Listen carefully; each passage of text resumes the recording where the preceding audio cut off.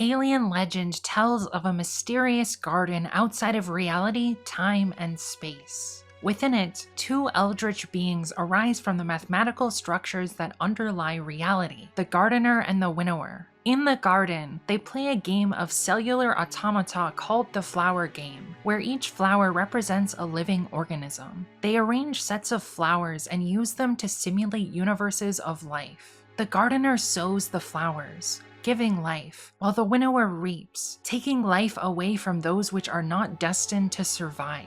The Flower Game is described using Conway's Game of Life as synecdoche for the cellular automata that underlie Destiny's multiverse. As the Gardener and Winnower play the game, they begin to notice a pattern. Every game, no matter the initial conditions, ends with a single dominant pattern called the final shape, an attractor in the game's dynamics. The Gardener despises this pattern, seeing it as the death of diversity, and decides to change the rules of the game, making themselves into a law that preserves complexity and heterodoxy. This law becomes known as the Light. The Winnower is offended, seeing the final shape as the majestic culmination of eons of winnowing, life that proves its right to exist by continuing to exist. The Winnower makes themselves into a law of the game in opposition to the Gardener's law, becoming the Darkness. The Winnower discovers the first knife and uses it to fight the Gardener in the garden. This violence gives rise to a multiverse, seeded with life born of the flowers who escaped the garden into nascent pockets of reality. In what is implied to be one of those universes, a tenacious form of life arises, suited perfectly to replicate itself unendingly. It's a single-celled organism, similar to Earth's radiolaria, suspended within a milky liquid. This organism evolves the ability to self-replicate to an extreme degree, attempting to convert any biological organism that comes into contact with it into a copy of itself. This organism builds robotic chassis of silicon to exert its will to self-replicate on larger scales, which are called the Vex.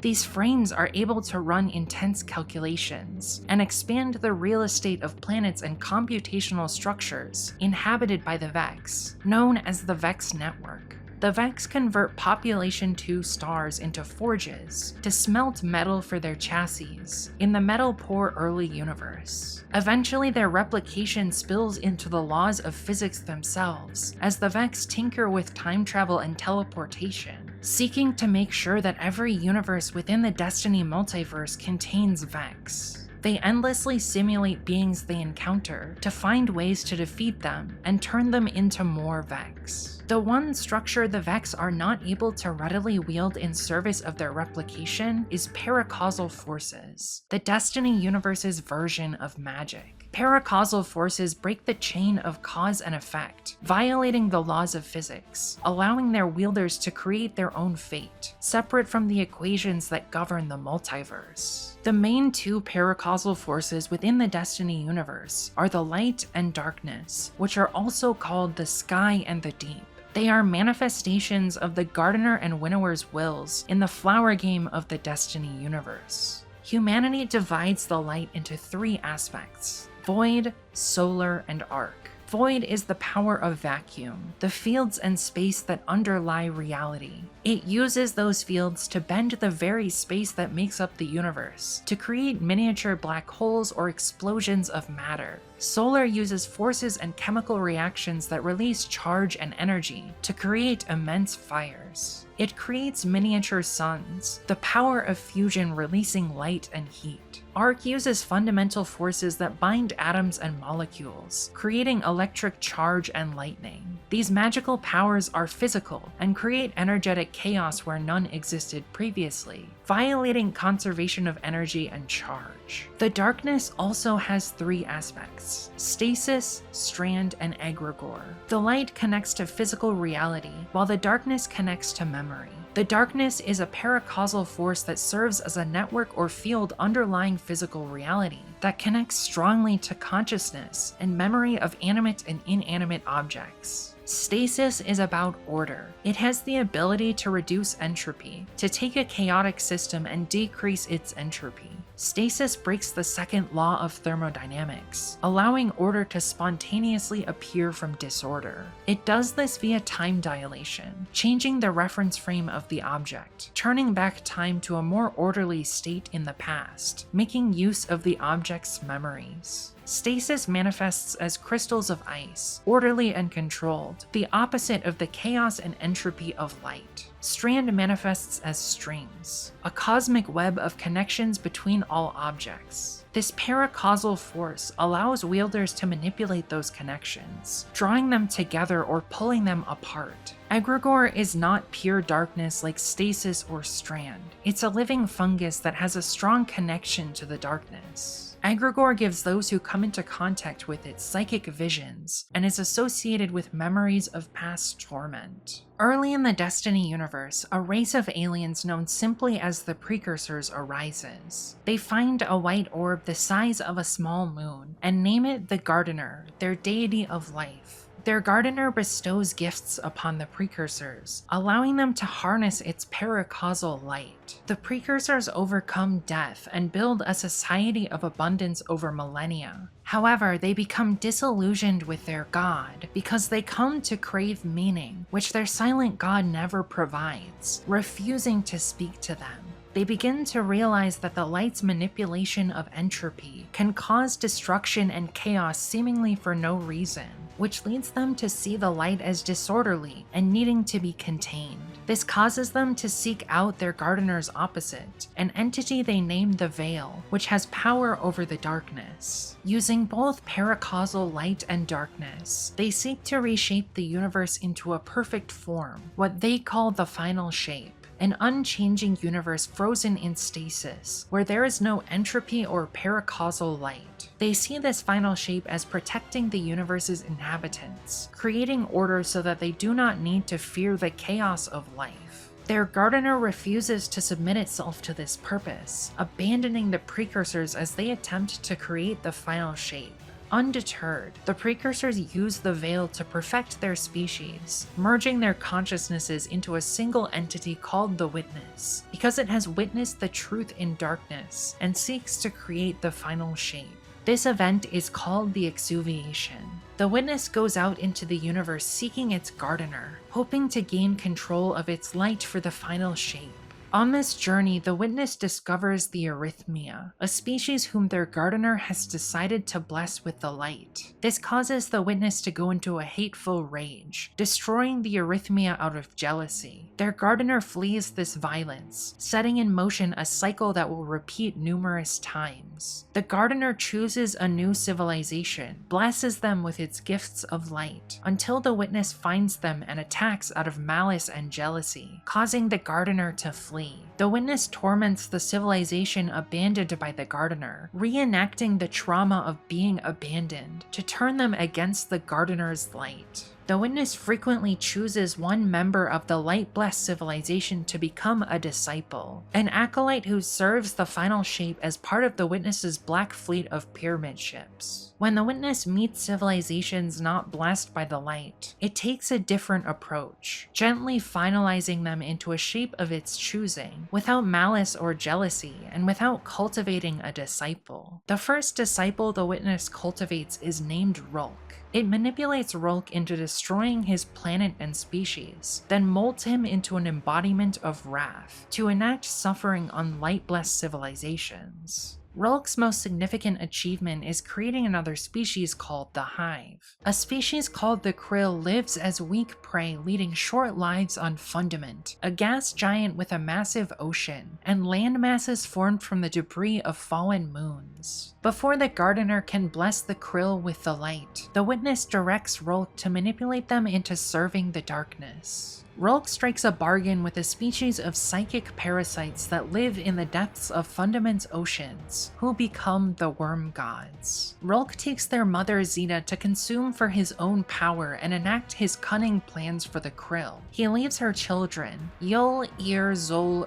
and Akka in the deep, Next, Rhulk cuts pieces from Zeta, calling them larvae, and sends them to wash up on the shores of the Osmium Kingdom, a dynasty of krill. The Osmium King takes a dead worm larva as his familiar and listens to it preach of the syzygy or the God Wave, an apocalyptic tidal wave created by the alignment of Fundament's 52 moons. He heeds the worm's warning and it costs him everything. The Osmium King is betrayed by a member of his court named Teox, who helps a rival clan called the Helium Drinkers depose the king.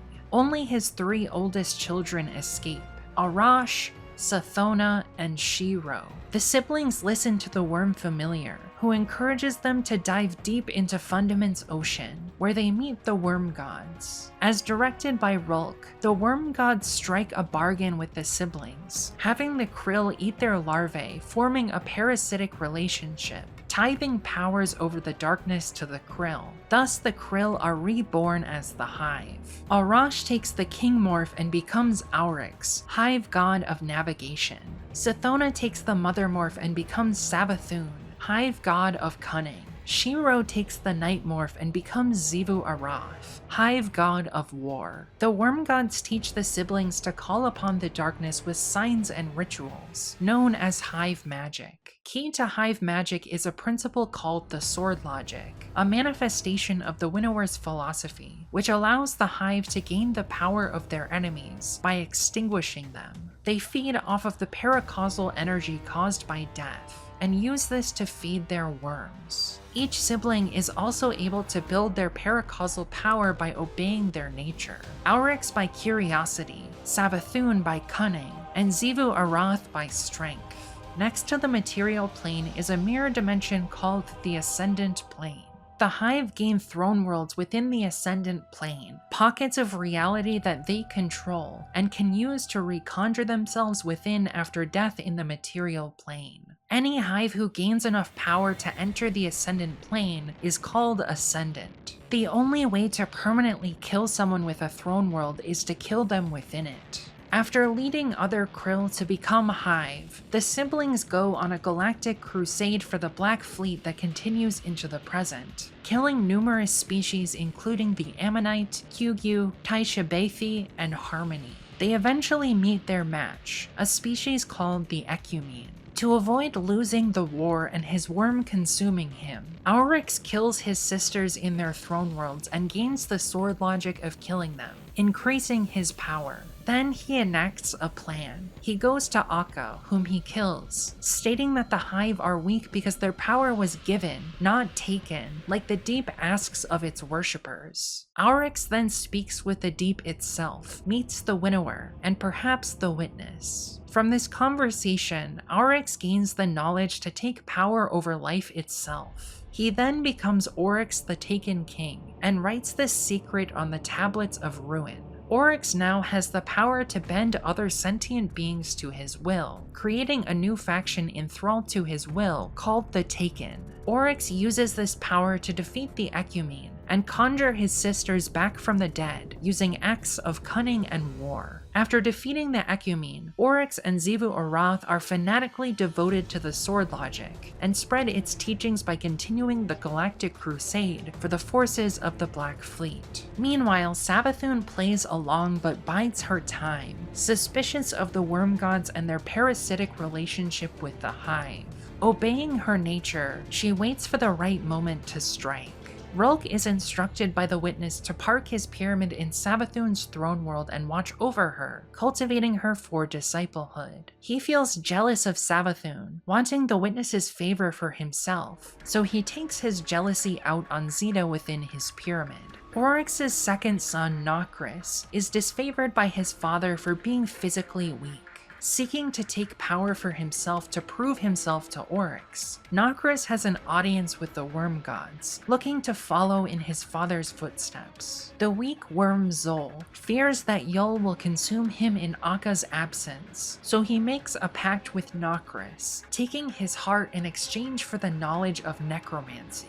When Oryx hears of this, he's enraged as he sees necromancy as a perversion of the sword logic, and exiles Nokris in favor of his stronger firstborn son, Crota. Savathun tricks Crota into cutting a hole in Oryx's throne world, out of which the Vex invade, led by Quiria Blade Transform. Oryx punishes Crota by sending him into the Vex network and forcing him to fight his way back. Savathun leaks the secret that Oryx's throne world is vulnerable to Xivu Arath, trying to manipulate her into attacking Oryx. In response to this weakness, Oryx moves his throne world into the material plane, aboard a ship built from Akka's body called the Dreadnought. Afterwards, Oryx defeats Quiria and gives her to Savathun as a gift for her cunning.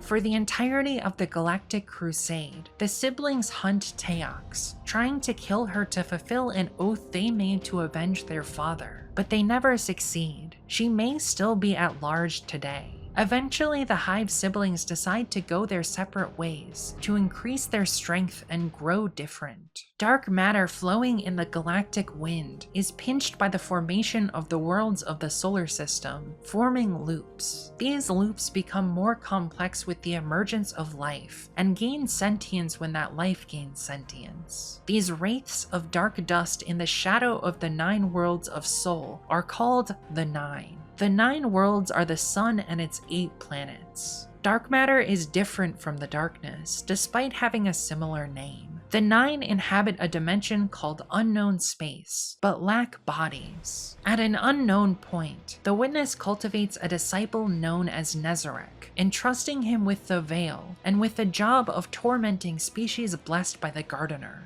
He relishes this job, and uses the Veil to siphon psychic power from his victims. Of note is a society called the Scions, with powerful psychic abilities, and a computer they construct called the Oxa machine, which is said to grant clairvoyance. Some Scions come to worship Nezarec as a god as a result of his torment. The Scions are assimilated into an empire called the Cabal by its Emperor Callus from the planet Torabottle. The Scions are enslaved by the Cabal, like many Cabal client species. The Cabal are an expansionist warrior people who value combat strength and have a society structurally similar to the ancient Roman Empire. They keep artifacts and texts from species they conquer in their Athenaeum worlds, dedicated to preserving knowledge. Callus tries to build an empire of excess for every citizen. Behind this opulence lies a dark nihilistic self-aggrandizement, which key members of the government see as a problem. This results in a coup involving key generals, Callus's daughter Keitel, and the scion Otsat, who rebuilt the Oxa machine during Callus's reign. Callus's former protege Dominus Gall is installed as the new emperor. Callus is sent on a voyage presumably to his death alongside a retinue of loyalists on a massive ship called the Leviathan, which has the power to consume planets. It reaches the edge of known space, a vast cosmic void, where it encounters a disturbance that flings it deep into the void. Callus leaves the ship in a spacesuit to observe the destination of his banishment. Outside, he experiences visions from the Witness, who shows him the final shape and even his own death. Finally, the Witness grants him the job of heralding the end of the universe and the final shape. Bolstered by this new purpose, Callus embarks on a violent journey ending the lives of species he encounters, and cultivating beings he thinks exemplify the virtues of their species as shadows, the last living of their people. Among these species are the Arcborn and the Clips. Callus sends his shadows to assassinate Gall, but they fail. On a planet called Reese, a technologically advanced society called the Eliksni prospers due to the golden age they are granted by what they call the Great Machine,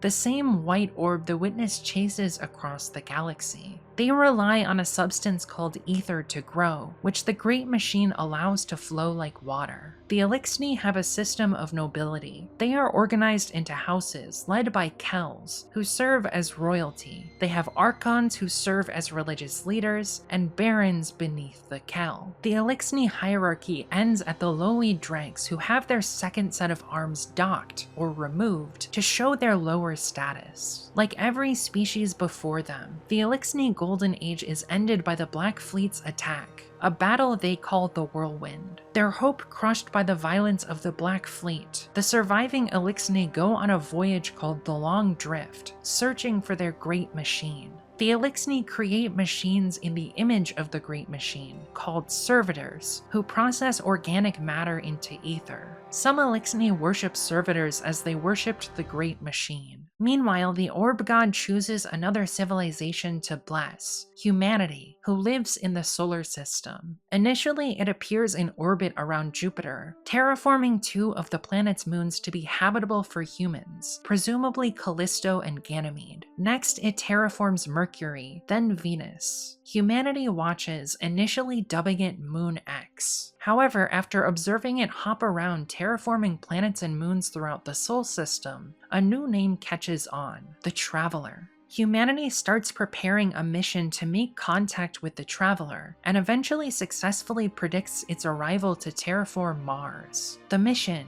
dubbed Ares 1, visits the Traveler, beginning a golden age. Human lifespan triples, and humanity colonizes the newly terraformed planets and moons. Technology advances substantially. The NLS drive is developed, which allows jump ships to travel near the speed of light. Teleportation via a technology called transmatting is developed. Control over a pure state of matter known as engrams that can efficiently hold information is acquired. The study and decryption of engrams is called cryptarchy. A general artificial intelligence named R is developed for the Ares 1 mission. R is implied to be the precursor to another Golden Age AI known as Rasputin, the Warmind, who has the ability to defend Sol via the Warsat system, a network of defense satellites designed to combat alien threats. The new technology leads humanity to believe it's their destiny to visit other stars, prompting the Exodus program, which works towards the establishment of interstellar colonies. Factions emerge in the Nine after the arrival of the Traveler in Sol. A faction of 5, who I call the Integrationists, seek to study the light in order to create physical bodies and end their dependence on Sol's life. A faction of 4, who I call the Separatists, want to create new worlds from dark matter to become independent of Sol's life. After humanity makes contact with the Traveler, certain individuals start to receive prophetic dreams from the Traveler. They are said to be able to speak for the Traveler, and sometimes are called speakers. The Golden Age is a time of miracles. However, the Traveler's gifts come with a terrible cost. The Black Fleet closes in, manipulating Golden Age scientists via a noetic artifact on the moon called the K1 artifact. The Vex emerge on Mercury and Venus, and are studied by a group called the Ishtar Collective, most notably Maya Sundaresh and her wife Chioma Essie. The Hive, led by Crota, emerge on Earth's moon. Wealthy mad scientist Clovis Bray communes with the K1 artifact and is beckoned to Europa. He searches for the secret to immortality. On Europa, Clovis discovers a mysterious statue of a veiled figure that's a source of paracausal darkness. There, he creates artificial vessels for the human mind, called Exos, by merging Vex milk with darkness at a location called the Deepstone Crypt. He and his granddaughter Elizabeth Bray become Exos. Clovis also leaves a second copy of his mind in an AI that guards the Deepstone Crypt. To safeguard Exos from corruption, they can have their mind reset. They have a number added to their name as a suffix denoting the number of resets. If I were an Exo, my original human body would be called Victoria 0, and the first iteration of my Exo self would be called Victoria 1.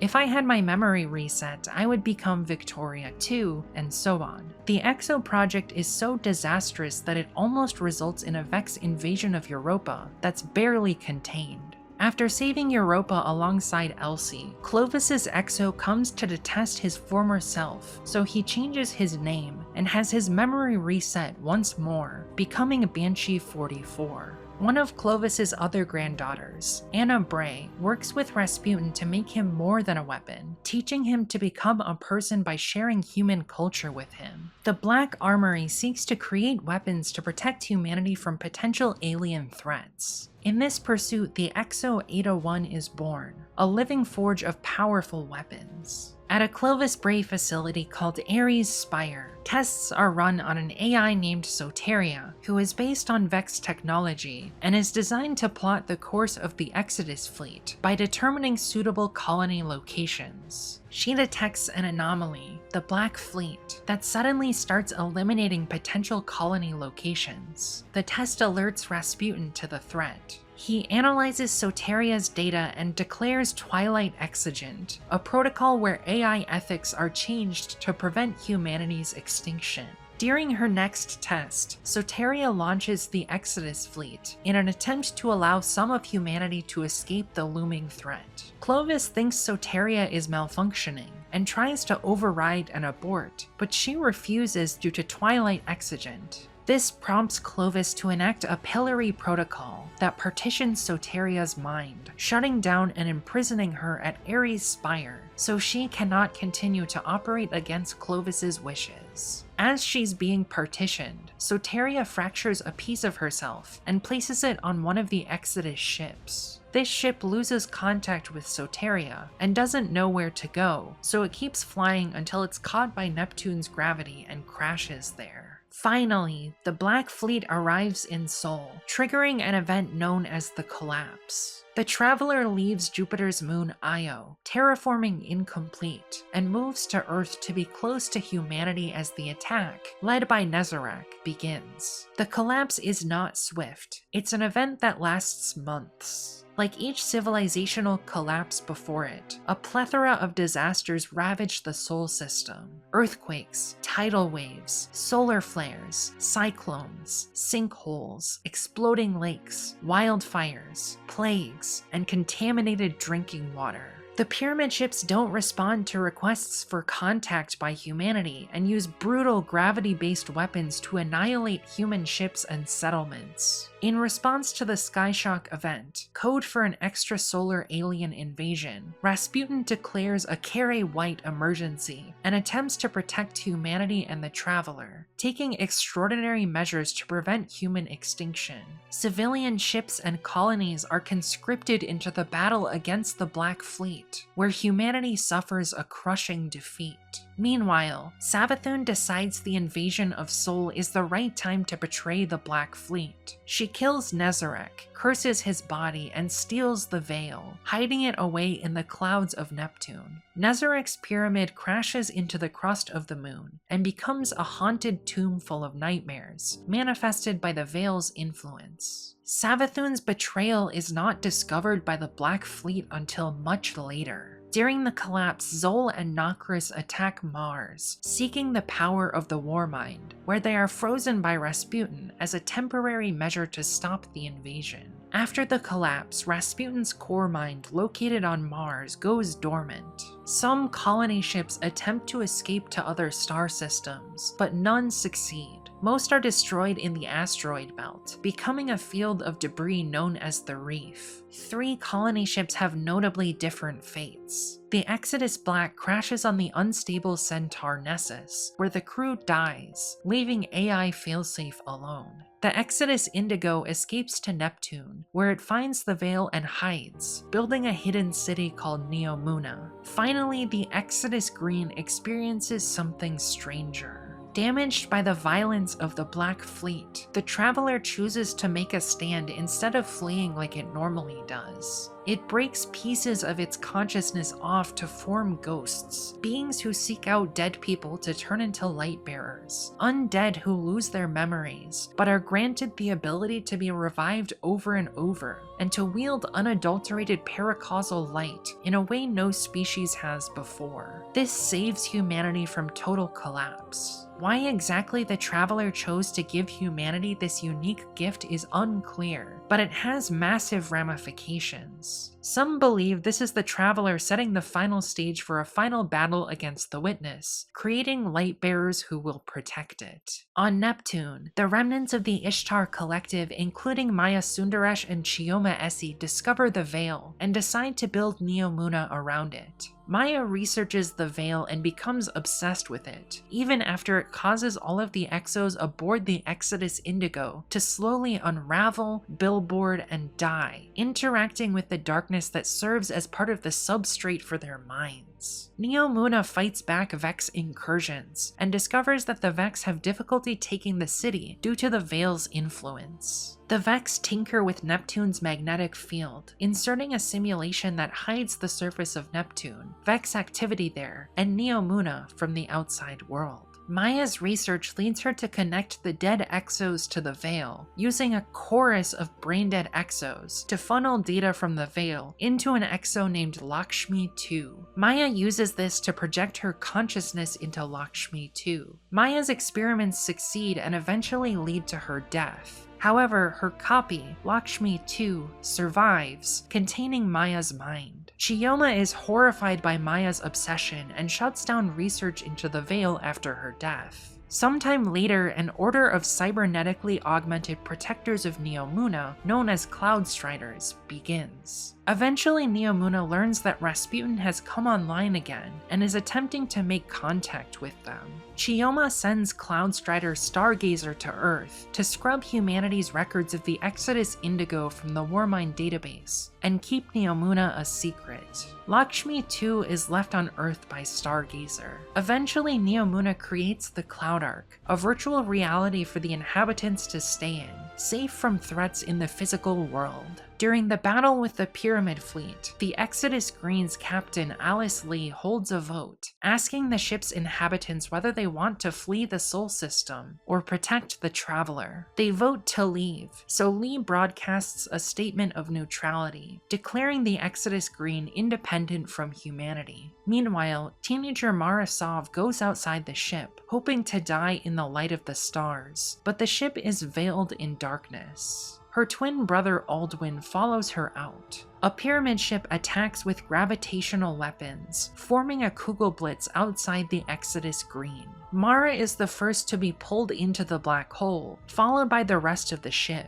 The 40,000 souls aboard the Green gradually awaken in a pocket universe, severed from the Sol System. Alice Lee believes she is the first to awaken, but Mara conceals the truth, that she was first. Mara sets the rules and initial conditions for the nascent universe that trick Alice into thinking she made those choices. This is the original sin in Awoken religion. When this is discovered, Mara is considered the devil, for she permits evil and suffering in the new universe. The 40,000 are 3/4 women, 1/4 men, and 1% otherwise. They've all been changed by entering the new universe, and now have skin that glows vibrant colors. A council is called to take stock of the situation. They come to 9 verdicts. 1. The new people are now immortal and are to be called the Awoken. 2. The new world is a tributary to the mother world, but it's forbidden to return, so the new world will be known as the distributary.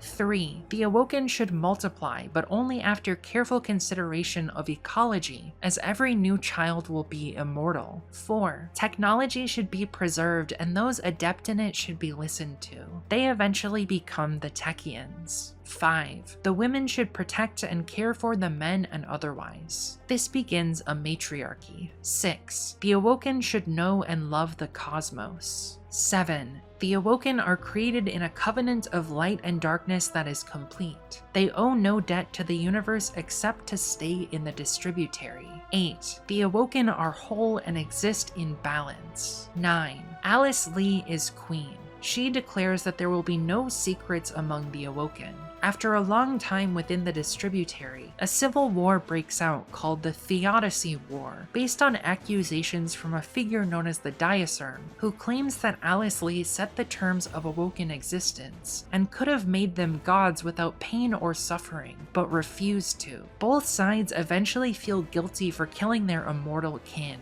Alice negotiates with Mara to end the war in exchange for a future boon. The Diacerm vanishes and Alice Lee eventually abdicates the throne out of guilt. Later, Mara is accused of fomenting the Theodicy War by her own mother, manipulating others into fighting it to make the Awoken strong and build political power. Mara and her twin, now named Uldren, cultivate prophecies and heresies, leading some to believe that the Awoken would one day be called to repay their debt to the Mother Universe in defiance of the Seventh Verdict. This causes frustration in a group of scholars who replace the Queen as rulers, called the Jensim Scribes. A woman called Shur Ido speaks to the scribes, accusing Mara of murdering the Diacerm because the Diacerm has not been seen since the end of the Theodicy War. The scribes send Shur to kill Mara in order to prevent another war. Shur hunts Mara and challenges her to a duel. Uldren fights for Mara as her champion in 3 duels. The first is a draw. Shur wins the second.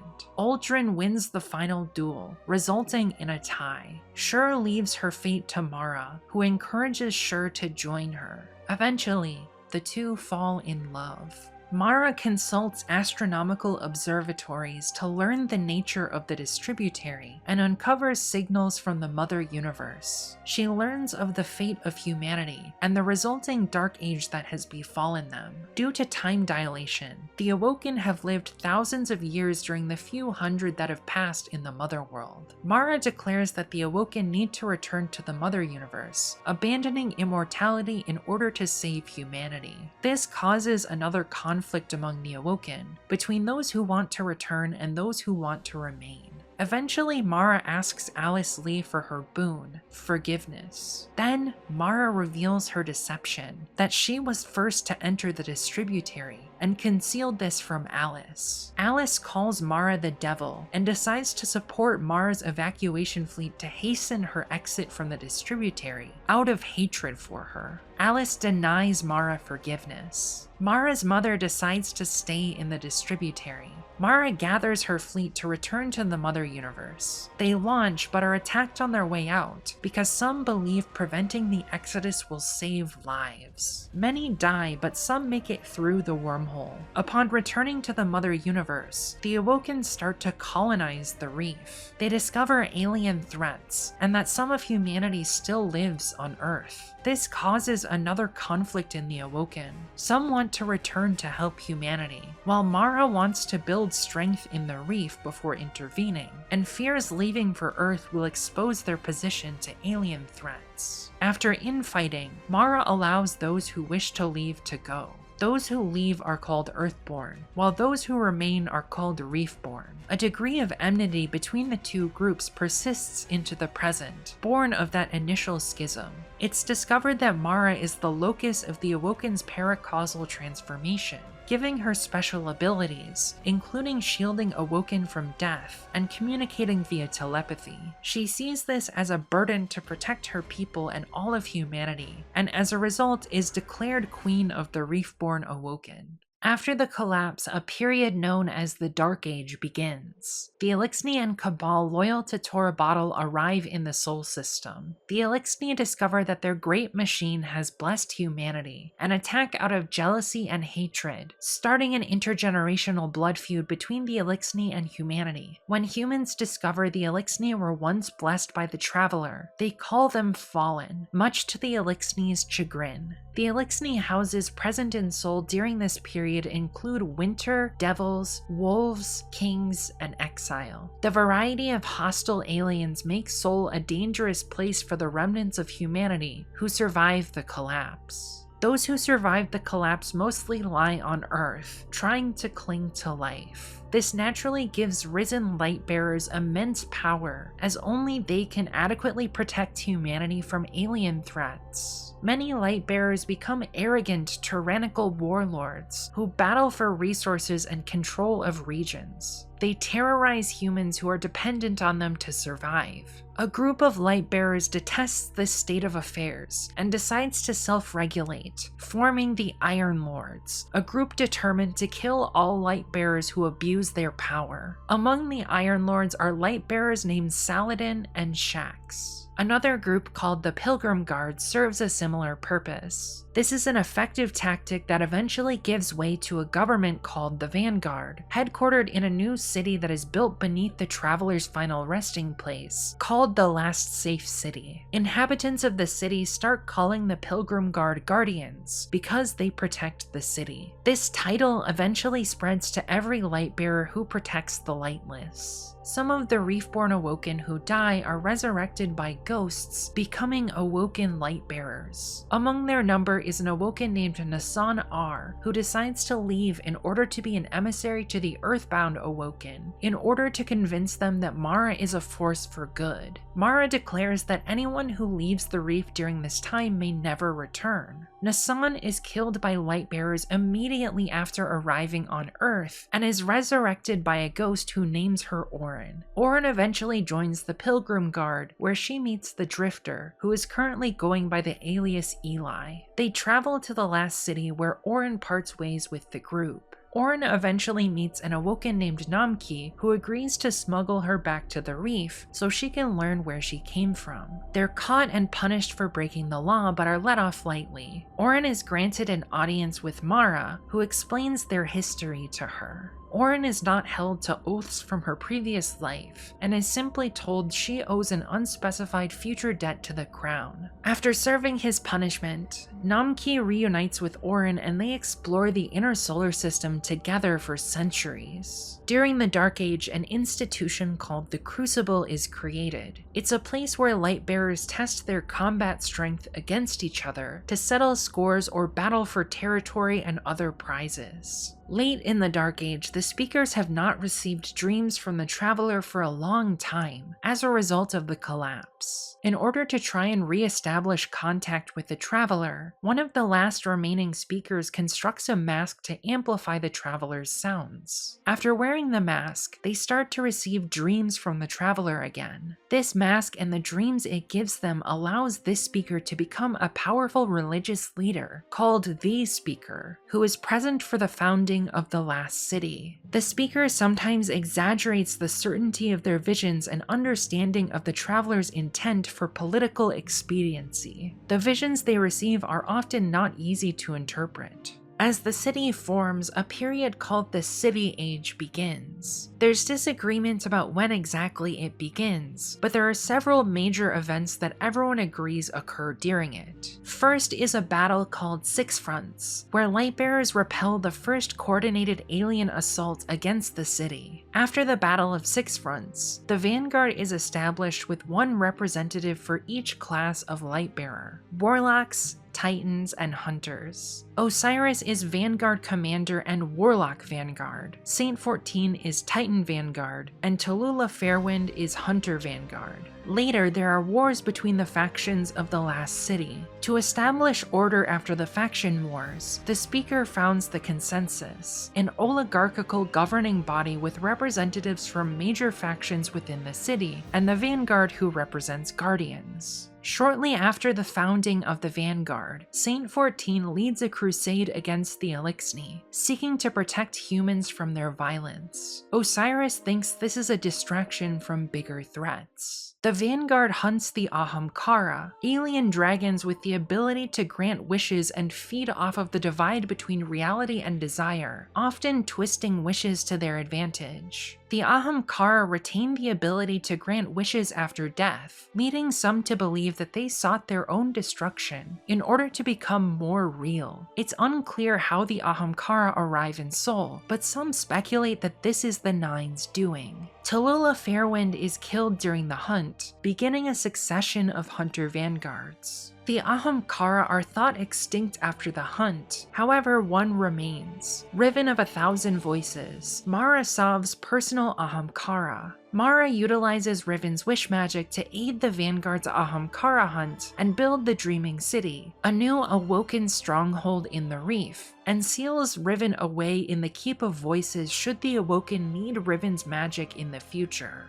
To hold the last living Ahamkara makes the Awoken very powerful. During the construction of the Dreaming City, a mysterious voice contacts Mara, calling itself the Ekpirosic, the Nothing Space Fabric. Mara believes the voice is the Ancients, the idea that gives fate its shape. the Techian Kelda Waj is transformed into a singularity by the Force, which the Awoken use to construct the Oracle Engine, a mysterious machine that powers the Dreaming City and links worlds. It's unclear who the Ancients are, but the term Ekpirosic implies that they are an old power, perhaps older than the universe itself. After the Ahamkara hunt, the Nine's integrationists send an agent of theirs named Zur to the last city. He sells Guardians paracausal weapons in order to help the Nine learn about the light. This exchange gives them something they previously got from the Ahamkara. A coalition forms from the Eliksni houses in Seoul, who amass an army combining all of the houses to attack the last city. They are led by the House of Devils. The ensuing conflict is called the Battle of Twilight Gap.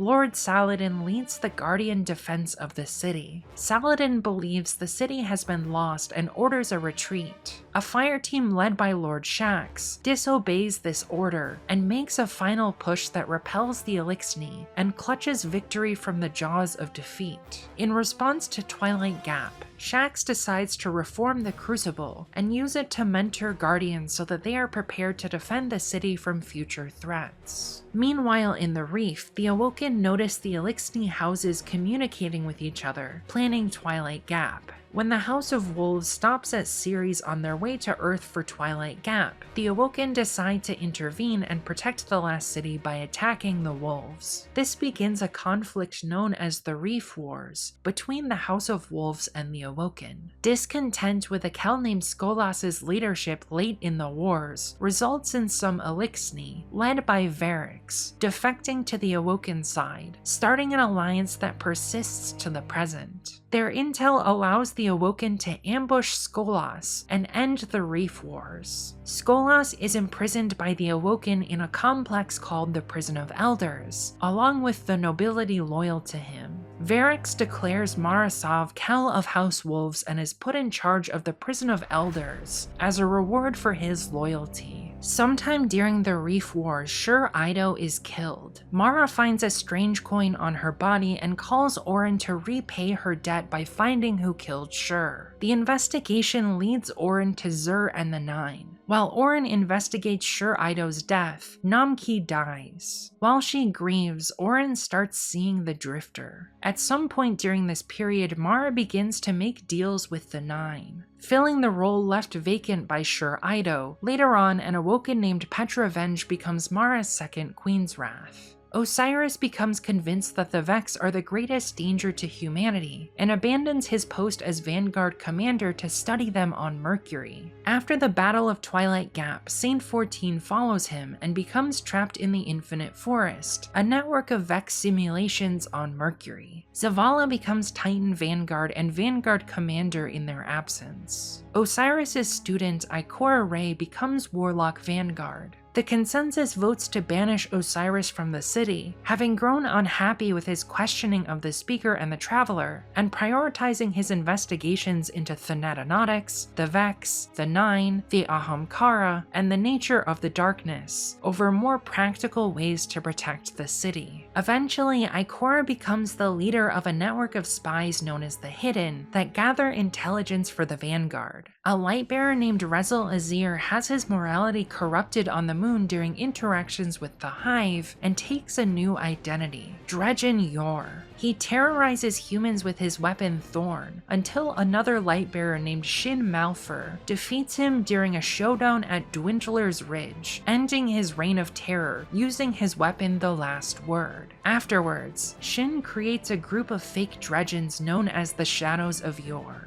They establish themselves as a threat and use the organization to draw out lightbearers tempted by the darkness and give them final deaths. After defeating the Hive in the Battle of Burning Lake on Earth, the great disaster occurs when the Vanguard tries to retake the moon from the Hive. An army of thousands of Guardians is not strong enough to stop Crota, and many lightbearers die final deaths. As a result, the Vanguard withdraws from the moon and places an interdiction on Vanguard operations on the moon. Eventually, Cade 6 becomes Hunter Vanguard after losing a bet with the previous Hunter Vanguard Andal Brask regarding killing a notorious Eliksni named Tannix. After her brother's crows trespass on Nine territory in a location called the Cauldrons of Rhea, Mara turns Skolas over to the Nine in order to curry favor with them. In the ruins of the Cosmodrome where the Exodus fleet was built in Old Russia, a ghost named Ghost resurrects a guardian simply known as the Guardian that the player controls in the Destiny games. This guardian distinguishes themselves by traveling to the moon and stopping a Hive ritual to weaken the traveler, using one of its broken shards. For this, Elsie Bray, also known as the Exo Stranger, makes contact with the Guardian and tells them to meet her on Venus. In the ruins of the Ishtar Collective, she shows the Guardian the Vex and sends them on a mission to enter the Black Garden and destroy the Vex's black heart within. She does this because she's caught in a time loop, witnessing the destruction of humanity and the Vanguard repeatedly as they are corrupted by the darkness. Elsie believes destroying the Black Heart is the key to averting this dark future. Meanwhile, Uldren Sov sneaks into the Black Garden and discovers that it's a place where cellular automata fight for survival, much like the Flower game. The patterns are even able to co-opt the bodies of people who enter the garden and kill them by replicating across flesh. It's a garden of secrets. Inside the garden, the Vex Soul Divisive worship these structures, trying to learn from them. The Guardian eventually succeeds in entering the Black Garden, destroying the Black Heart, and quickly becomes legend for doing so. Afterwards, the Guardian and a fire team of 6 assaults the infamous Vex Vault of Glass on Venus and kills Atheon, the leader or Vex Axis Mind experimenting with time travel in the vault. They make use of the sacrifices from a failed attempt to destroy the Vault of Glass, including Kabir's light mixed with radiolaria turned into a paracausal shield called the Aegis. His teammate Praedyth gets stuck in the vault, witnessing the Vex's tinkering with timelines for hundreds of years, but is dead when Guardians find him. Pahanin escapes the vault and returns to the city scarred by his experience. In the dark below, the Guardian prevents Hive God Crota from returning to the moon. They work with Eris Morn, a former Guardian who lost her ghost in an attempt to get revenge on Crota for the Great Disaster, but learned much about Hive magic, and gained 3 Hive eyes after a wish to the bones of an Ahamkara. Eris helps the Guardian and a fire team of 6 enter the Hellmouth and reach Crota's throne world where they kill Crota permanently. In House of Wolves, Skolas is released and given a catch by the Nine. As a result, he tries to retake House of Wolves from the Awoken. He believes he is the prophesized Kel of Kels, a leader foretold by ancient House Rain, who will unite the fractured Eliksni under the banner of a single house. The Guardian works with the Awoken to prevent Skolas' plan to take control of the Vault of Glass and use it to bring every Eliksni from House of Wolves who has ever lived throughout history to the present, to attack humanity and retake the Traveler for the Eliksni. Skolas is defeated and returned to the prison, where the Awoken invite Guardians to fight their prisoners to learn from the conflict. Skolas is killed by one such fire team. Around this time, a cult devoted to the teachings of Osiris begins to host a crucible tournament known as the Trials of Osiris, designed to identify Guardians who never lose. Guardians who win are allowed to visit their base known as the Lighthouse on Mercury, and are rewarded for their efforts. Osiris dislikes his followers, believing them to misunderstand his teachings, and falsely elevate him as a religious figure, when he is merely trying to research threats against humanity. In The Taken King, Oryx arrives in the solar system to get revenge for his son's death. He plans to turn every living being into Taken. In order to fight back, Mara orders an evacuation of the Dreaming City, and makes a deal with an Eliksni black market dealer named Spider to protect the entrance to the Dreaming City. The Awoken repel the Dreadnought in the orbit of Saturn, at the cost of Mara Sov's life. Meanwhile, the Vanguard sends the Guardian to get a foothold aboard the Dreadnought, which they use to mount an invasion of Oryx's throne. The Cabal attack the Dreadnought at the orders of Gaul. After this fails, they send a distress call to Tor Bottle asking for reinforcements. With the help of Eris Morn, the Guardian kills Oryx, who then takes himself to avoid death. Later, the Guardian leads a fire team of 6 Guardians into Oryx's throne world, where they depose his court, weakening Oryx by disrupting the sword logic tithing system that gives him power from his brood. This makes Oryx weak enough to be killed in his throne world by Guardians. They follow Oryx's plan to forge him into a living weapon called Touch of Malice, but refuse to claim his throne for themselves, which angers Xivu Arath, who sees it as heresy. She deludes herself into believing that this is a test from Oryx of her faith in the sword logic.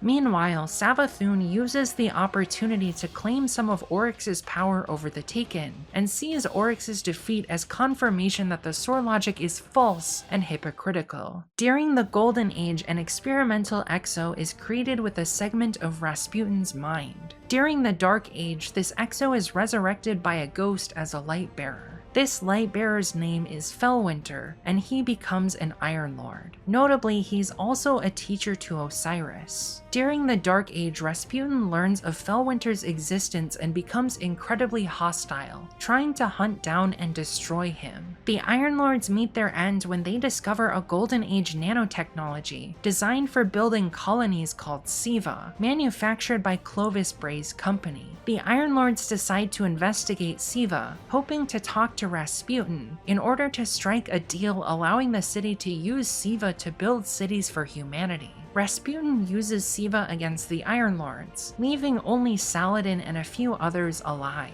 Saladin carries on Iron Lord traditions by hosting a crucible game called Iron Banner. After the Taken War, House of Devil's splicers rediscover Siva and its abilities to transform and mutate technology. They use Siva to remake themselves and their technology, trying to become gods. This causes a crisis that Saladin and the Guardian oversee during Rise of Iron. They seek to prevent the spread of Siva corruption beyond the plague lands in the Cosmodrome.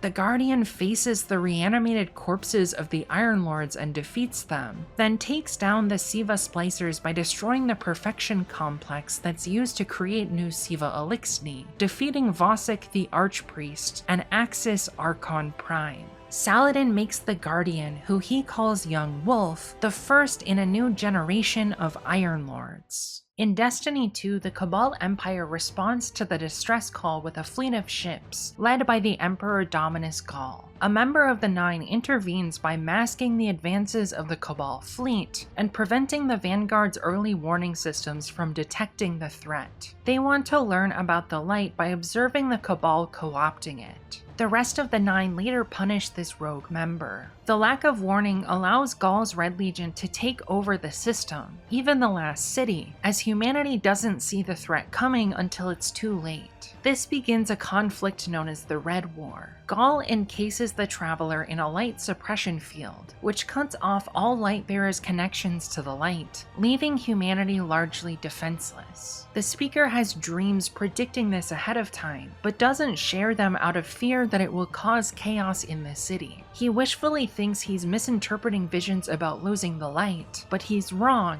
another instance of prioritizing political expediency over the truth. After fleeing the city, the Guardian travels to the European Dead Zone, where they find a shard of the Traveler from the collapse that they are able to commune with and regain the light. They act as an inspiration to remaining scattered Vanguard forces, who gather and assault the last city to retake control of the Traveler. Gaul also plans to siphon energy from the sun, destroying it using a ship called the Almighty. The Guardian disables the ship before it can destroy our star. Meanwhile, Gaul researches the light, hoping to become a Lightbearer himself. He kills the Speaker for refusing to help him become a Lightbearer. In a climactic battle, Gaul gains control of the light while the Guardian fights him atop the Traveler's suppression field. The Traveler will not allow Gaul to misuse the light, so it breaks from its chains and destroys Gaul, reawakening after centuries of dormancy. This pulse of light energy spreads throughout the galaxy where it reawakens the Black Fleet, who makes preparations to assault Sol for a second time. During the Red War, Callus arrives to the Sol system, where he beckons Guardians aboard the Leviathan to face him and prove themselves worthy to gain power from him. The Guardian, along with a fire team of 6, prove themselves up to the task, sparking years of unrequited love from Callus. Shortly before the Red War, Orin discovers that the Drifter is a liar who lives multiple lives under many false identities. She ends their relationship.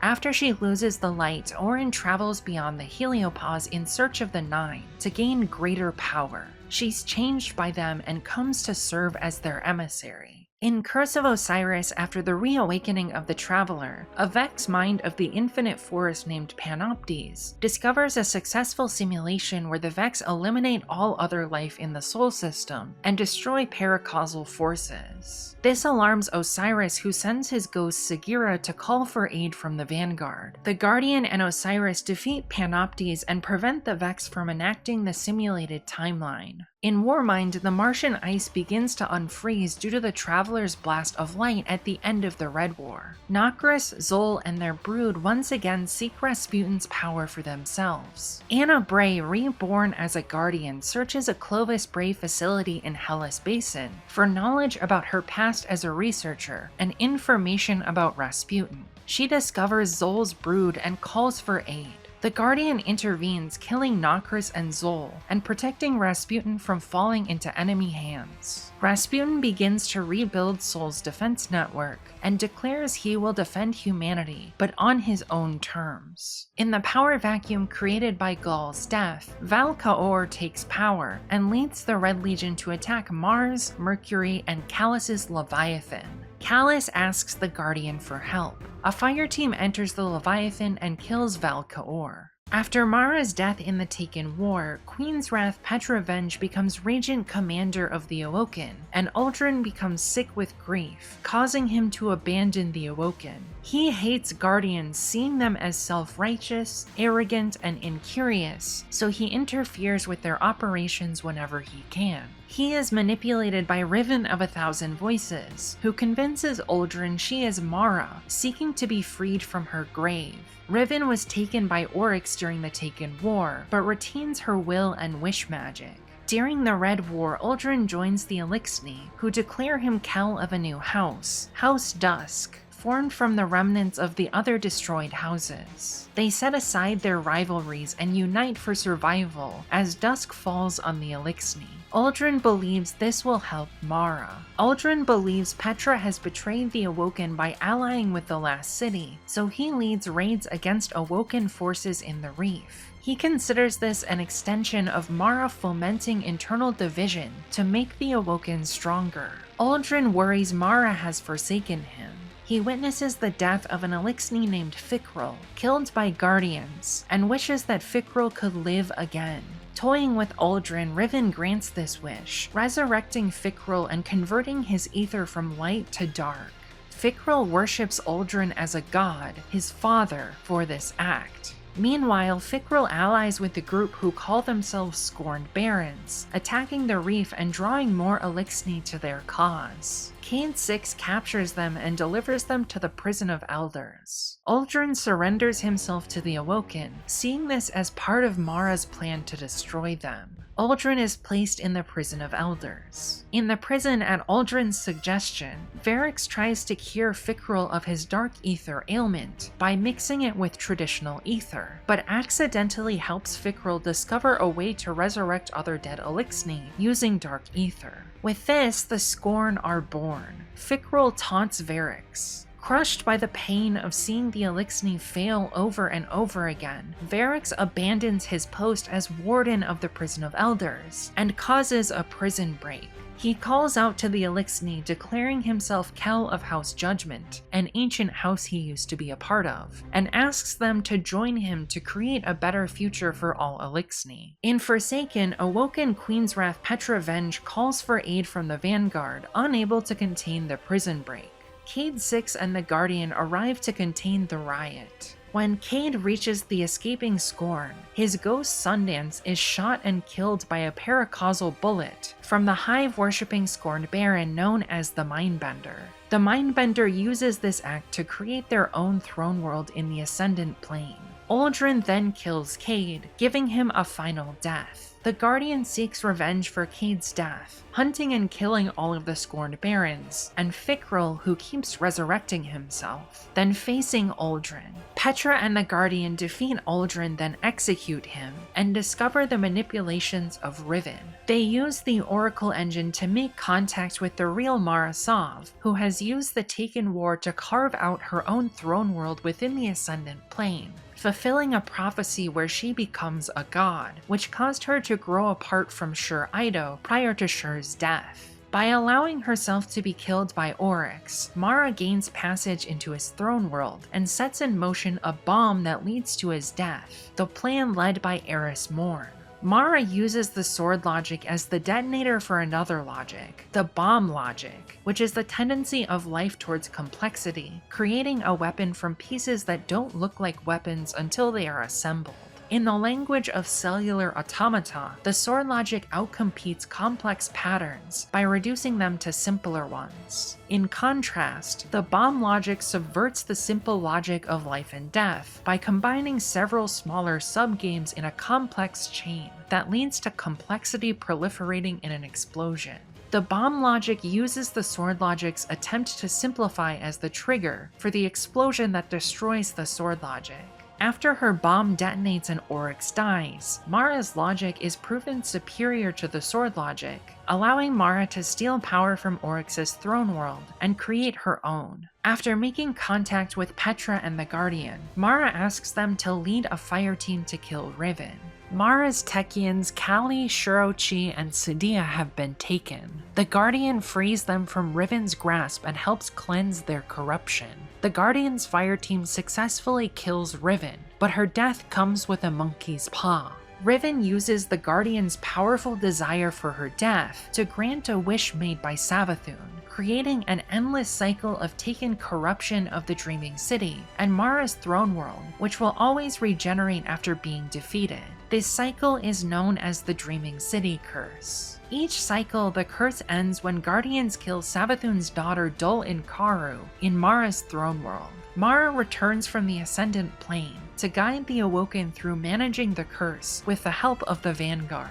Savathun uses the Dreaming City curse and all of the cunning manipulations and machinations within her scheme to feed her worm, and calls this tribute Imbaru. Meanwhile, an unpaired ghost resurrects Uldren from the dead, making him a hunter, later called Crow. Cade's Vanguard Dare stipulates that any hunter who kills him should become the next Hunter Vanguard, setting Crow on a collision course with the grief-stricken Vanguard. Guardians who meet Crow kill him repeatedly for Uldren's murder of Cade. Eventually, Crow comes into contact with an Eliksni black market dealer named Spider, who takes advantage of him and makes him an indentured servant by implanting a bomb in his ghost Glint. The Guardian meets Ada 1 and helps her reclaim the Black Armory's forges after they fall to enemy hands during the Red War. Guardians explore the forges, discovering powerful weapons. An Eliksni crime syndicate known as the Kel's Scourge attacks the forges and a vault of Black Armory secrets on the outskirts of the last city. A fire team of Guardians intervenes, stops the Scourge, and secures the Black Armory's property for Ada 1. The Drifter returns to the last city, having made a deal with the Nine via Orin.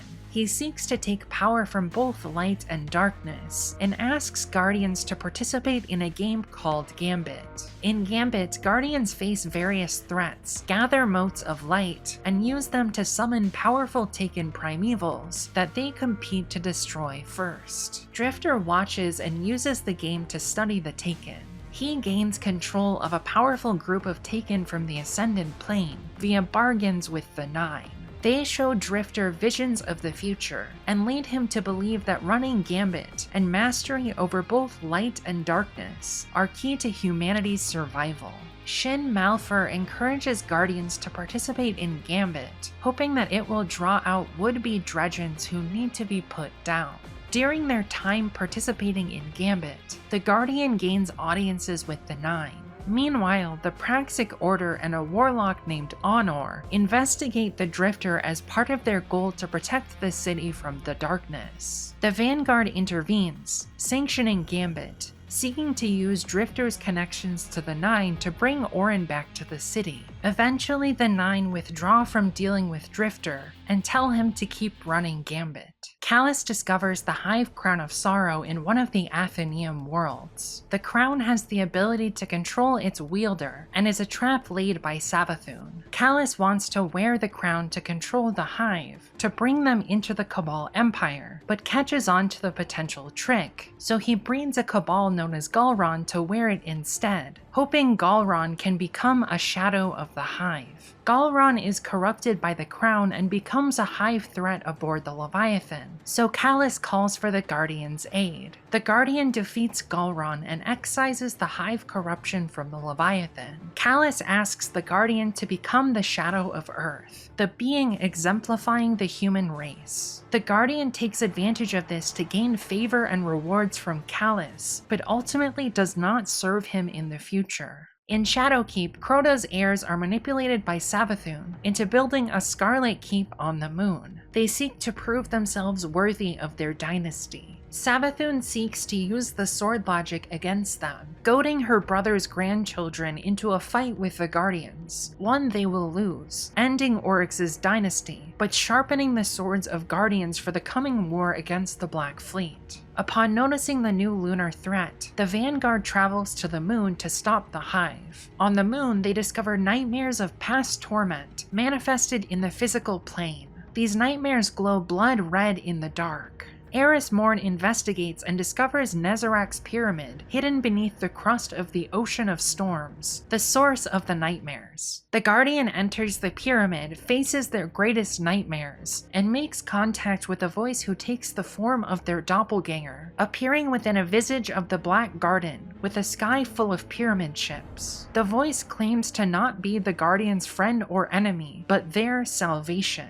After the communion, the Guardian discovers an artifact near a veiled statue. They give this artifact to Eris Morn, who uses it to uncover the secrets of stasis. She also hears whispers from the artifact that she translates from an alien language into the text known as Unveiling, which tells the story of the Gardener and Winnower from the Winnower's perspective. Afterwards, a fire team of Guardians travels deep into the caves beneath the Scarlet Keep to stop a Hive ritual that seeks to turn Zolmak into the next contender for the Osmium throne. They end Crota's children for good. Eris discovers a Vex conflux on the moon that leads directly into the Black Garden, and she sends a fire team of Guardians to follow a signal emitted by the pyramid artifact. They face the Soul Divisive and find the origin of the signal at another veiled statue deep in the garden. Osiris creates the Sundial, a machine that allows users to walk through the corridors of time using the Infinite Forest. He tries to use it to find Saint 14 in the Infinite Forest, but he fails, feeling like he is responsible for Saint's death. The remnants of the Red Legion attack Mercury, seeking to use the Sundial to manifest a timeline where Gaul wins the Red War. This messes up time on Mercury, fracturing it into numerous timelines. Osiris calls for aid and the Guardian stops the threat. Afterwards, the Guardian helps Osiris search the Infinite Forest for Saint 14, where they use the simulations to rescue Saint, rewriting the simulation where he dies, and allowing him to escape the Infinite Forest and return to the Last City. Next, the Red Legion attacks the Almighty, seeking to use it and the Warmind to take control of the Sol System. Anna Bray and Zavala board the Almighty and take out the Red Legion, but before they die, the Legion destroys the engine and steering capabilities of the Almighty, leaving the Almighty on a collision course with the Last City. The Guardian works with Anna Bray to rebuild Rasputin's defenses, so that he will be powerful enough to destroy the Almighty before it crashes. While working with the Guardian and Anna, Rasputin expresses regret for killing the Iron Lords. After being powered up, Rasputin fires warsats at the Almighty and destroys it before it can hit the Last City. Soon afterwards, the Black Fleet arrives in Sol, heralded by the mysterious voice in the darkness, whom Guardians would later come to know as the Witness. Pyramids land on Mercury, Mars, Io, Titan, and Europa. The Vanguard calls for an evacuation of those locations. Anna Bray returns to the last city with Rasputin's mind in an engram, but Osiris's cultists, Asher Mir and Deputy Commander Sloan, decide to stay on Mercury, Io, and Titan, respectively. Drifter and Eris lead Guardians into a part of unknown space called the Nine Realms, where they make offerings of light and darkness to the Nine in order to gain an audience with them. Afterwards, the Nine speak to the Guardian through Orin, telling them of the darkness. They give cryptic prophetic visions that foretell future events. The Black Fleet reaches out trying to communicate with humanity, but Savathun interferes, trying to prevent them from receiving the messages. The Guardian, Eris, and Drifter are able to break through the interference and discover that the Witness is beckoning them to Europa with the promise of power. The Traveler begins to reform itself just before the Witness takes 4 worlds from the sky into the Ascendant Plane to search them for knowledge of the Veil and build an army to attack the Traveler. It takes Mercury, Mars, Io, and Titan. Everyone alive on those planets is taken with the planet or moon, and the rest of the Sol System is unable to contact them or visit those worlds, though the orbits of the Sol System are unchanged via gravitational anomalies where the world should be. In Beyond Light, an Eliksni who witnessed the whirlwind named Aramis travels to Europa at the Witness's promise of power, where she discovers stasis in the Europan pyramid. Aramis uses stasis to found a new Eliksni house known as House Salvation.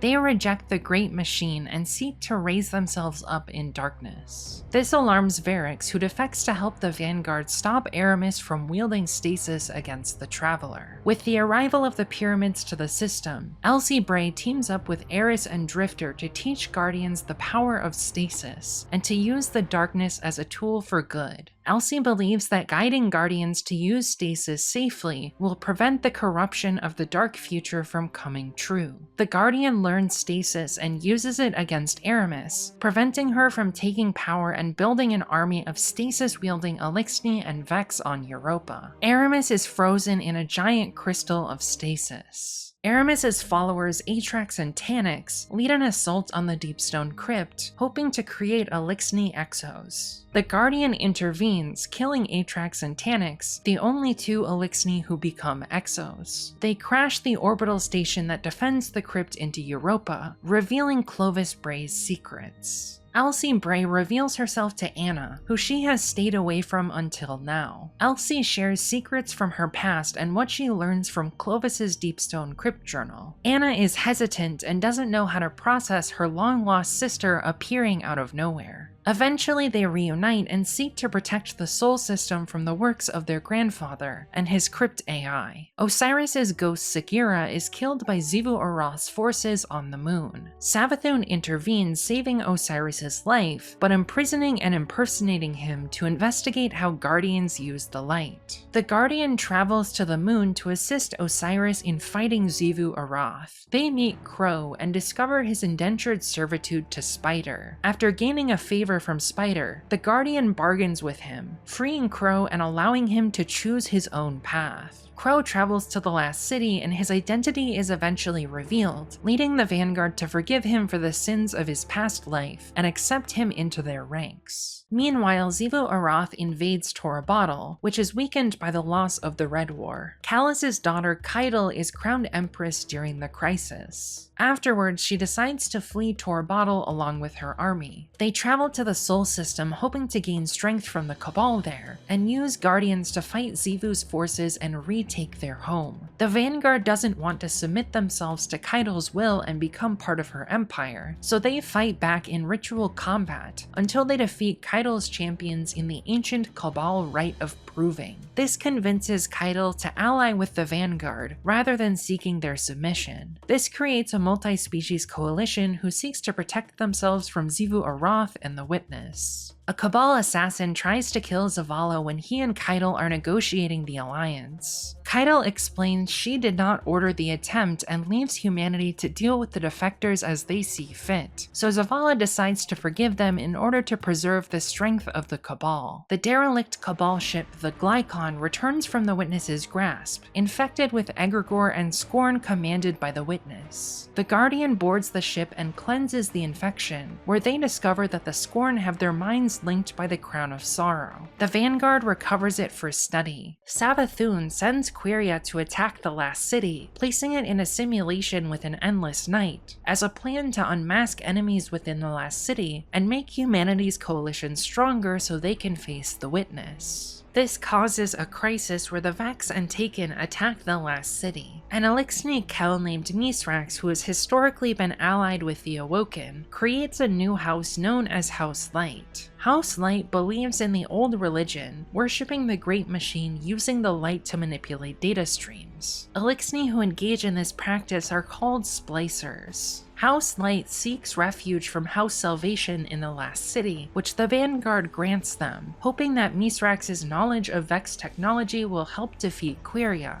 adding a third species to the coalition. This alliance angers some denizens of the last city, including Exolakshmi II, who sees allying with the Cabal and Eliksni as a step too far, so she plans a coup against the Vanguard and incites violence against the Eliksni. Saint 14 makes amends for his crusade against the Eliksni by helping protect House Light. With the help of Nezarec, the Guardian defeats Queria and ends the Endless Night. Osiris flees the city for his involvement in the plot to attack the Eliksni. Crow travels to the Dreaming City and meets Mara. The siblings start to repair their relationship and Crow explores his past life as Uldren. Savathun reveals her impersonation of Osiris to the Awoken and Vanguard, and says she will return Osiris to them, in exchange for the Awoken excising her parasite. While fighting off attacks from Xivu Arath with the help of the Vanguard, Mara performs the ritual. Savathun escapes, but her worm is successfully excised, and she returns Osiris's body to humanity. Savathun's loss of her worm threatens to kill her, so she travels to the last city as a supplicant to the Traveler, and begs to be chosen for her acts to protect it.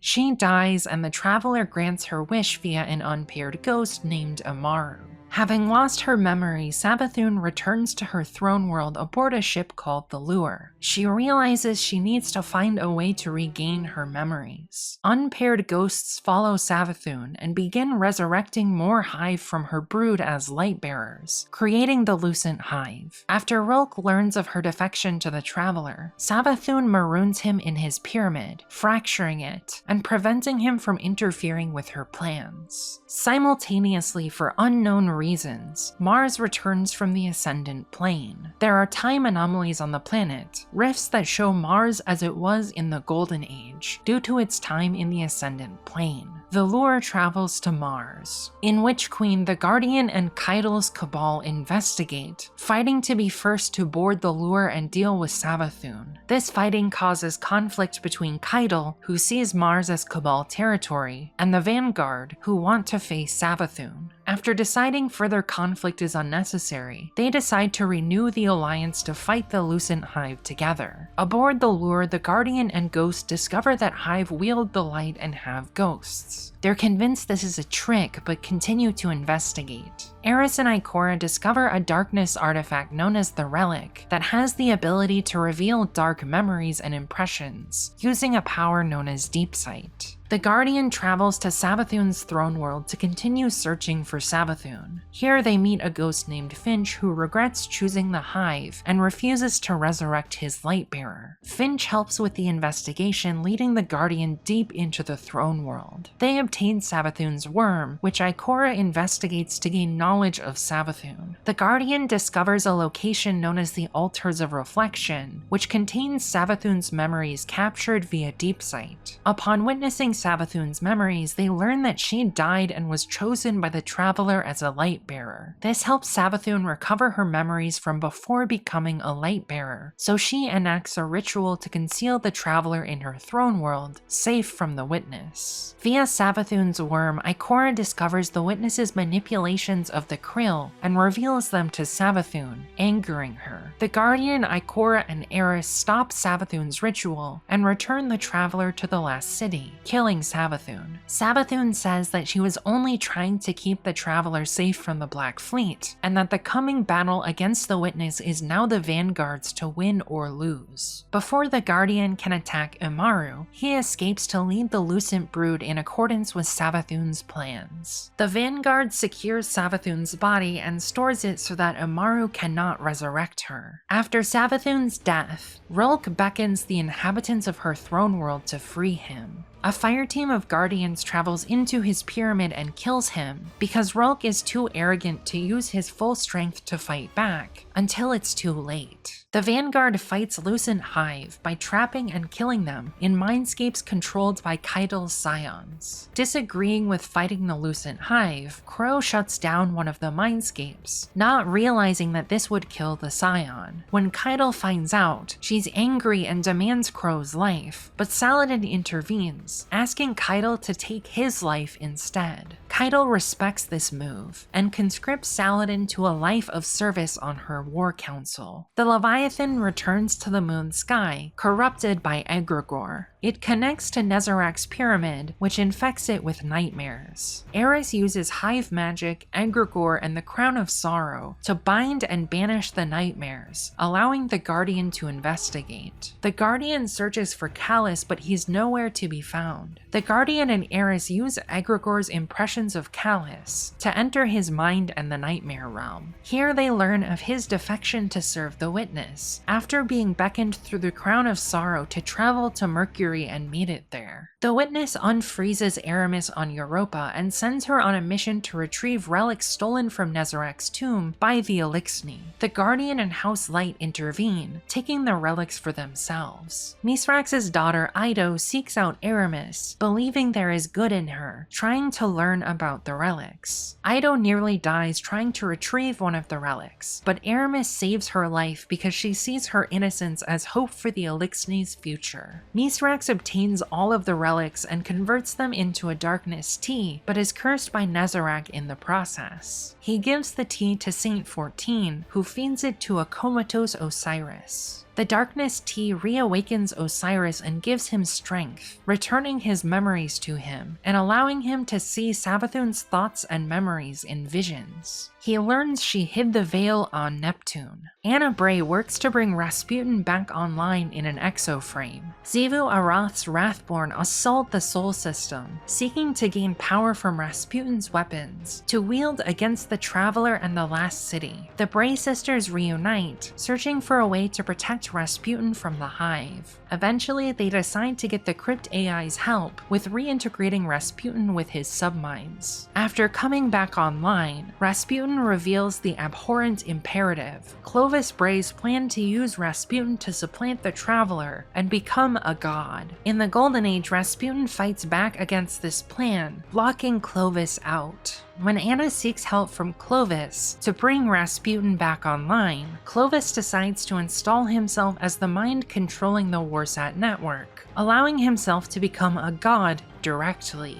Rasputin and the Bray sisters delete their copy of the Crypt AI to prevent this plan from coming to fruition, but can't find a way to stop Xivu Arath and the Witness's forces. Meanwhile, the Guardian and a fire team stop a soul-divisive attack on Ares' spire. The Witness hopes to find the location of the Veil, but the Guardian prevents this. Here they learn of Soteria's existence. At the command of the Witness, Aramis and the Hive assault Seraph Station, a Bray orbital platform above Earth designed to control the Warsat network.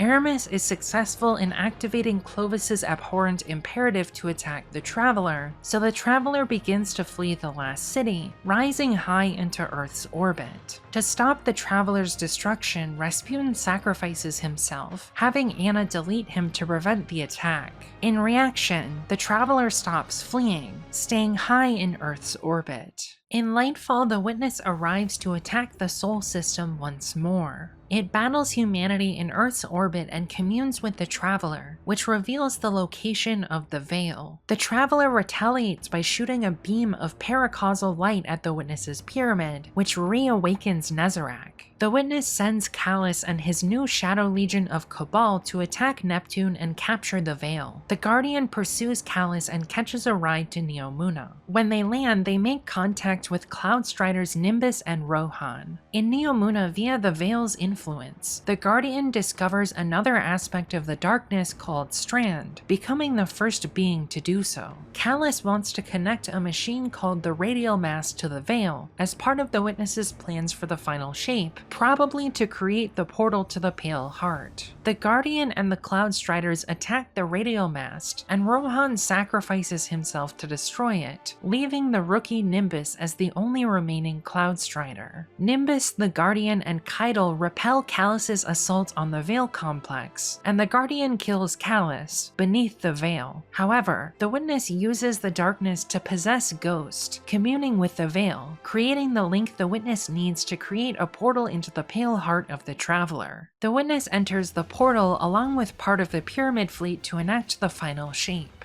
Meanwhile, newly empowered with the light, Nezarec sends the inhabitants of Neomuna nightmares from within the Witness's pyramid. The Guardian leads a fire team who kill Nezarec.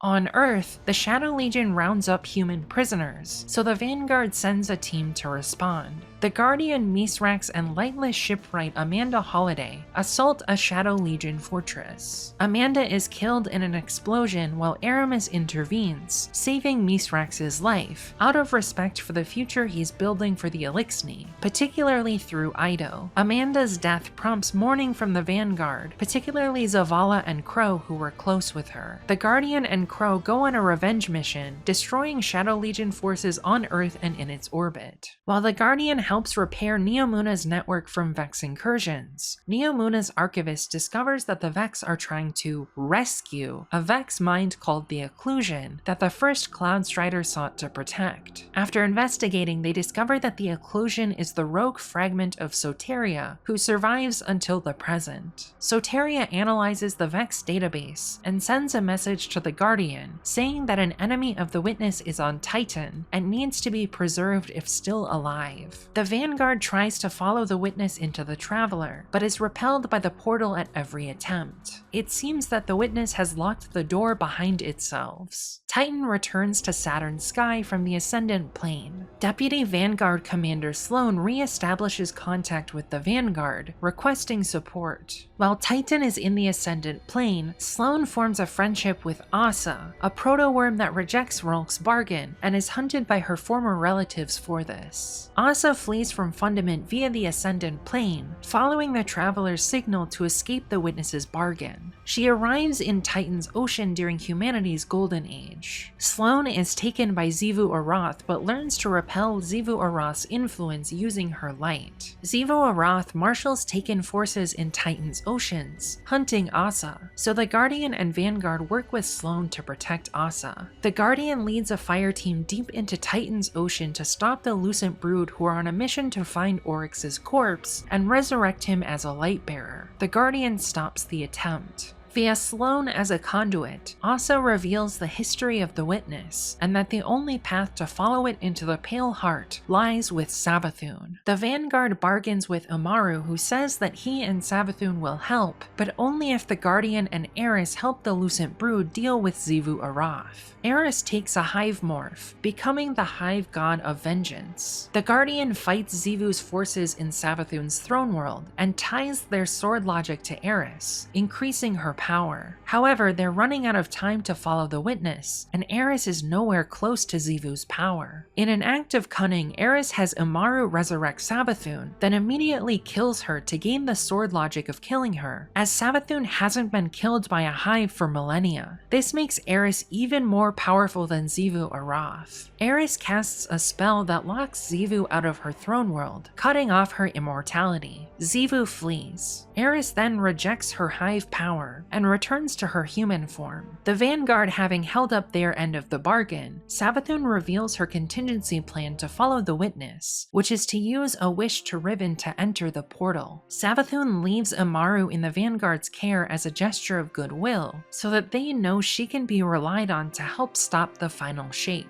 The Guardian and the Awoken summon the spirit of Riven and bargain with her. Riven will only grant the wish if Mara ensures the safety of Riven's remaining eggs, her unborn children. However, the eggs are scattered throughout the Ascendant Plane. Mara and Riven blame each other, but it's revealed that it's actually Riven's Ahamkara mate, Taranis, who survived the hunt and scattered the eggs. After seeing Riven corrupted in the Taken War, he makes a wish to free his children from the dependence on other people's wishes to survive and feed. Granting his own wish results in Taranis' demise, sacrificing himself for his children. With the eggs retrieved by the Guardian, Mara promises to protect and guide them, so Riven grants the wish and sends Crow into the portal. While traveling to the Pale Heart, Crow wishes that Cade was there so he can atone for Uldren's sins. Riven grants this wish, manifesting Cade in the Pale Heart, tearing him from his afterlife in union with Sundance and the Traveler. Cade and Crow have a showdown when they meet, but ally with each other to stop the witness. Eventually, Cade gives Crow his blessing to become the next Hunter Vanguard. The Pale Heart is the Light's version of the Ascendant Plane, where everything is a physical manifestation of thought made real. Each person who enters the Pale Heart alters it by adding their memories to the space. The Traveler's communion with the veil caused by the witness allows darkness to seep into the Pale Heart. This corrupts the dimension. Within the Pale Heart, the witness tries to take control of the Traveler's light away from the Gardener to enact its final shape.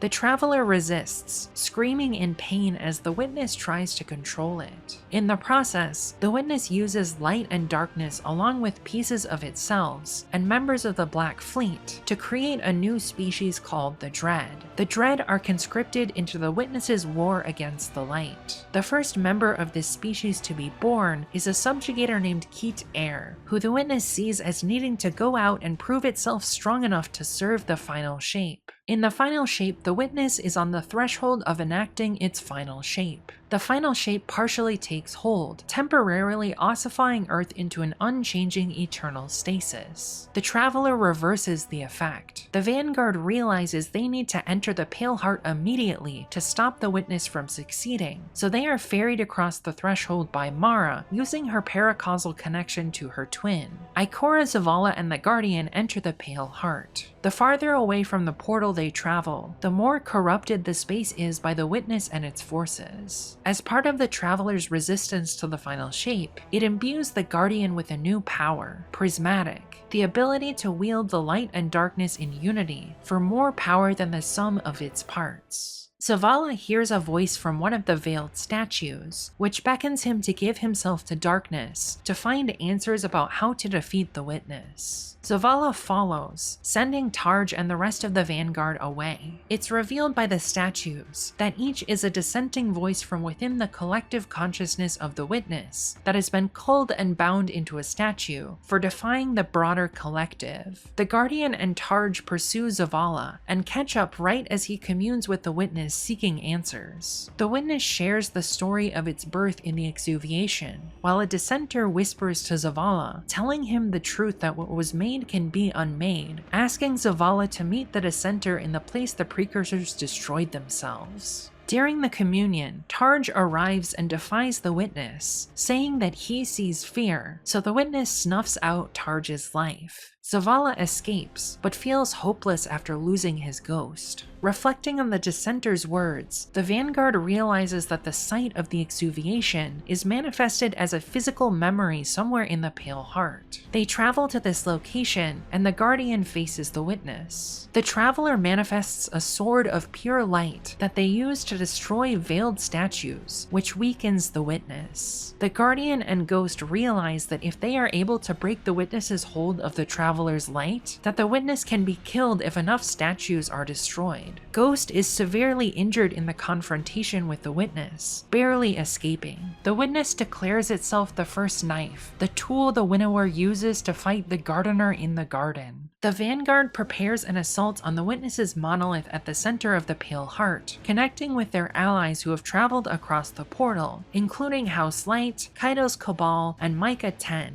a guardian who shepherds unpaired ghosts and receives visions from the Traveler. With the Coalition prepared, including Savathun's Lucent Brood, the Guardian leads a fire team to the top of the monolith, where they break the Witness's hold on the Traveler's light. The Coalition doesn't hesitate, attacking the Witness with its whole strength and fulfilling the purpose of Lightbearers, to protect the Traveler from the Witness. The Witness's statues are shattered and then it's bathed in light, killing it. Ghost overexerts himself, calling upon the Traveler's light to kill the Witness, and dies. The Guardian cries out to the Traveler, asking it to resurrect Ghost, but it remains silent. Cade intervenes, sacrificing his new lease on life to imbue Ghost with light, resurrecting him from the dead. Afterwards, the Coalition celebrates their victory, but discovers that paracausal light and darkness are leaking out of the Traveler and into the material plane. After the Witness's death, paracausal echoes escape the Traveler that are influenced by the Witness and the Black Fleet's history. The Echo of Command lands on Nessus, where it's acquired by Maya Sundaresh, also known as Lakshmi II or the Conductor. She uses the Echo of Command to dominate the Vex, whom she believes she can manipulate into creating a second golden age for humanity. Maya gains control of large amounts of radiolaria and Vex on Nessus, reshaping the Centaur. She is able to use the Echo to temporarily control Saint 14 via the radiolaria in his mind, making him doubt his humanity, telling him he's an error pulled from the wrong timeline, and the original Saint from this timeline is dead. Osiris grounds Saint and helps him overcome his fears. In order to locate the Conductor, the Vanguard finds the dead body of the other copy of Saint 14 in our timeline, and has Saint pull the data from it into his mind. Maya searches the Vex network for her copy of her wife Chioma, and kills every iteration she encounters, including the Exo the Vanguard discovers is the correct Chioma, because she is searching for a version of her wife that doesn't exist, one who is okay with the monster she's become. The Vanguard intervenes, not wanting to submit themselves to Vex domination. They confront Maya at the core of Nessus, trying to wrest control of the Echo of Command from her, but Maya escapes into the Vex network. A group of Eliksni flees Europa and takes refuge aboard Vesper Station, a Braytech orbital platform in Europa's orbit, designed to quarantine experiments that could corrupt other Bray technology. The destruction of the Deepstone Crypt breaks this quarantine and allows the experiments to metastasize within the station. The Eliksni start to go missing as a mysterious presence stalks the halls of the station and makes them part of its hive mind. Spider sends the Guardian to investigate one of his agents going missing on the station. The Guardian discovers that the Eliksni are being led by the corrupted puppeteer, technology Clovis designed to be implanted in a Vex Axis mind to gain control of it and run experiments on the Vex. Instead, it breaches containment and jumps to Atrax's exobody, using it to enlist the local Eliksni like Vex foot soldiers, unable to disobey its orders. The puppeteer corrupts the entire station's facilities and uses its Eliksni army to construct the anomaly, a powerful structure of arc energy that serves as a portal to an unknown location.